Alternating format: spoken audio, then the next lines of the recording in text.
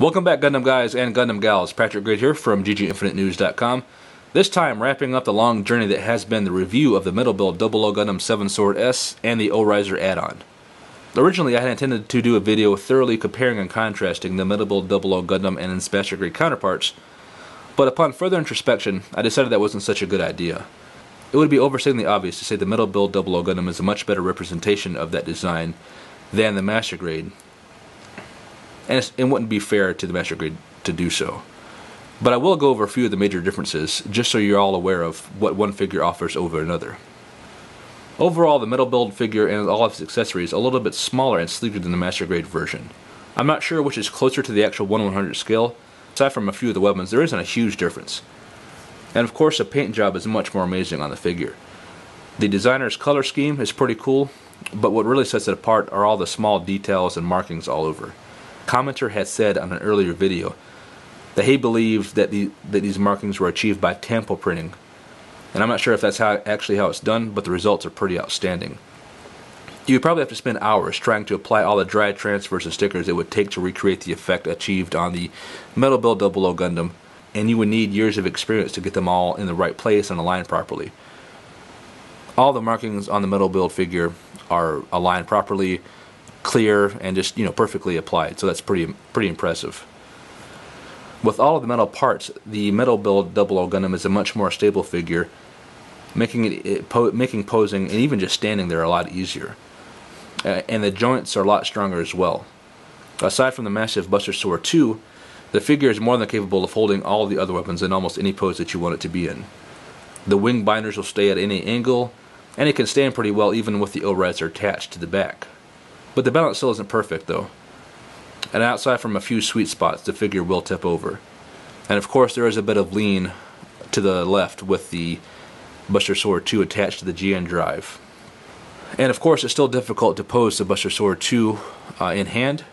The display stands can go a long way to help, but it's still cumbersome to get that thing in the right position and to have it stay there. But the display stands are an improvement, and hopefully we'll see that in PatrickGrade releases.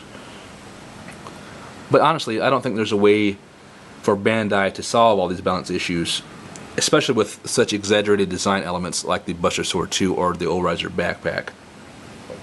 So we'll just have to learn how to deal with these things and accept them for what they are. There are elements that the PatrickGrade versions of the 00 Riser and 7 Sword G have over the metal build though, some of which could be a big deal to some people. First off, there are no LEDs in the metal build figure. There's no way to light up the GN drives or the GN Buster Sword 2 or the eyes and ears and stuff. And the metal build doesn't come with the GN Sword 2 blaster that the PatrickGrade 7 Sword G release had. And also the effect parts in the PatrickGrade 00 Riser release are also absent on the metal build figure.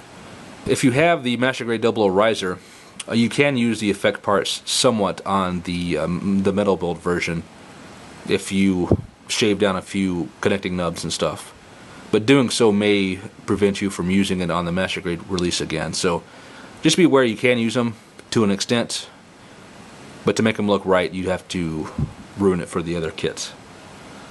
And there are other elements like extra joints, opening cockpit hatches, and articulated fingers that the metal build line is missing. But these are minor, and it could actually end up being a benefit by not having these, just to add to the stability of the kit overall. When Bandai started releasing the PatrickGrade line back in 1998, they began introducing design features that were too expensive to add to lower level figures at the time, like articulated fingers, sliding panels, and opening hatches, and much better limb articulation overall. Over time though, these elements started trickling down to the PatrickGrade line, and some even got to the high grade line. So Bandai seems to use these higher priced figures as a test bed to see how these things work, and if it's possible or plausible to bring these elements down to the other lines.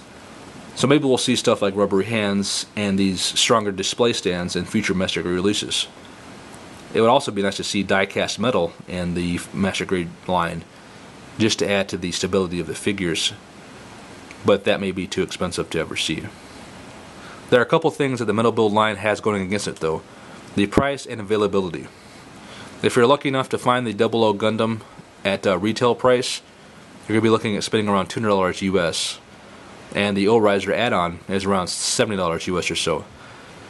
But because of the limited run of these figures, you're probably more than likely going to have to pay aftermarket prices at this point, which will of course increase the price overall for the figure. And recently there was a Trans Am version of the 00 Riser that came out, but that's already sold out as well. So, you know, if you decide to pick up a metal build figure of your own, one of the future releases like the metal build Freedom Gundam that comes out this March, be sure to pre-order it at your favorite place, so you don't have to pay the crazy aftermarket prices. And if you want, I'll put a link down in the info section of this video to the pre-order page for the Freedom Gundam on gginfinite.com. So stop by there if you want to secure your figure for the March release of the metal build Freedom Gundam. So in closing, I would say that despite the higher cost and limited availability of the metal build figures, they are worth it to the right people. If your favorite mobile suit is released in the metal build line, I would definitely recommend considering getting it. Like for example, if the Sinanju ever came out in the metal build line, I would be first to pick that up. And I'm 90% sure that I'm going to pick up the metal build Freedom when it comes out in March.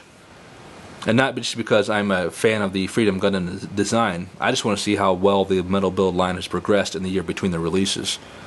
The metal build 00 Gundam came out this past April, and it's going to be almost a year until the next one comes out in March of 2012. So hopefully they've made some improvements, and I'm excited to see what they've done different on the next release. So if you have the money and the right mobile suit comes out, I would definitely recommend getting a metal build figure. At least one, just to see how awesome they are. So thanks a lot for watching this long review. I hope I covered everything, but I'm sure there's a couple things that I've missed. So please let me know what you think with a comment down below, and subscribe to my channel so you can keep seeing my videos. And I want to thank Gundam Guy again for letting me bogart his figure for such a long time. I know it took a lot longer than expected, but hopefully he's happy with the results of the review. Stay tuned, and I'll see you soon.